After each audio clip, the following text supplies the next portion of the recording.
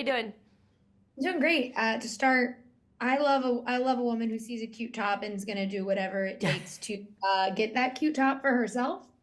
Whatever it takes. Yeah, whatever it takes. Maybe my favorite moment of this whole show was like, It was a I, really cute top. I kind of wanted to take the top. I, girl, I get it. When you are playing someone who is like, I like the morgue girls because I think they're just inherently weird because they are women who are like, let me work in the morgue. Yeah. But also, they're always like very fun and quirky when you get to kind of dive into them. What for you was your favorite aspect of Rose as a character?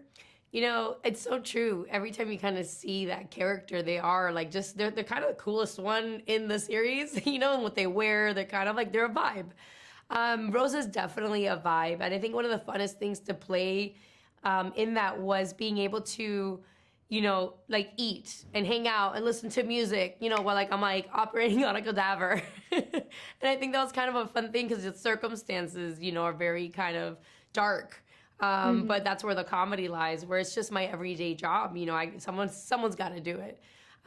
So I think that was kind of a lot of fun to play her and just to bring to the role, my background. I was able to really kind of show the true Miamian in me. I'm born and raised in Miami. I'm Cuban American, so I got to add little anecdotes and things, and got to use my Miami accent and the things that we say. And she was a lot of fun to play because I got to add a lot of myself into her as well. But I also love her relationship with her family because her sister is like, I'm just gonna leave you at this bar, bye. But then also rats her out to her mom not 2 minutes later and Yeah. is like, she didn't do the thing I told you. When you are playing a character whose family is important to her and you can tell through those little moments, but isn't necessarily like the main character she's kind of interacting with, how do you like navigate figuring out how she actually feels about her family since there isn't much for us to go on?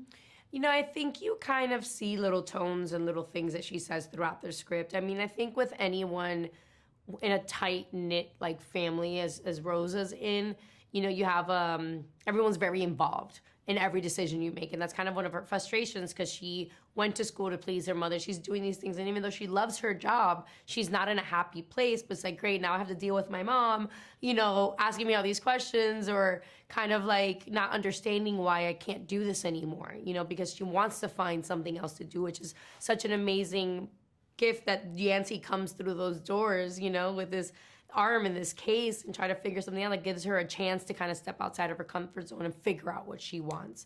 But I think it rings very true. And I think the things that you kind of see in her life and how involved her family is and how involved she is, it just makes all those decisions a little harder and raises the stakes for her character a little bit more.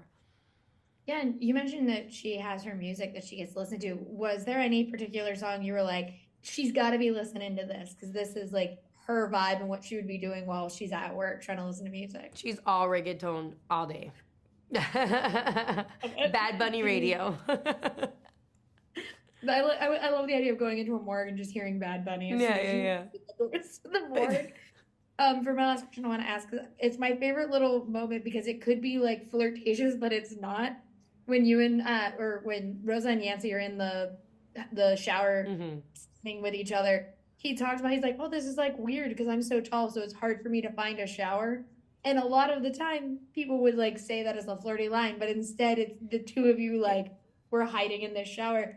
Those moments, are they fun for you to find the comedy in? Because instead of making it a flirty banner, it is two people trying not to get caught but still having a full conversation. Yeah, I think that's the best part about kind of working on, I think, a Bill Lawrence show is that he sets up these like everyday kind of, scenarios, but there's like humor into them. And you just gotta lean into it and you gotta find the humor into it. And it makes my job so easy when you have a creator that has such a good, like such a great gift actually defining that dramedy kind of tone.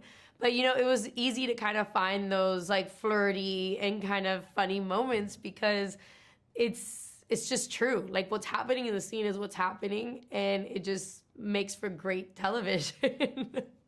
Yeah, that I think that might be one of my favorite scenes too. Is It was a whenever she's lot in of the fun. shower. It was a lot of fun. But thank you so much for talking with me today. I really appreciate it, and I can't wait for everyone to see Bad Monkey. Thank you. Thank you. Bye.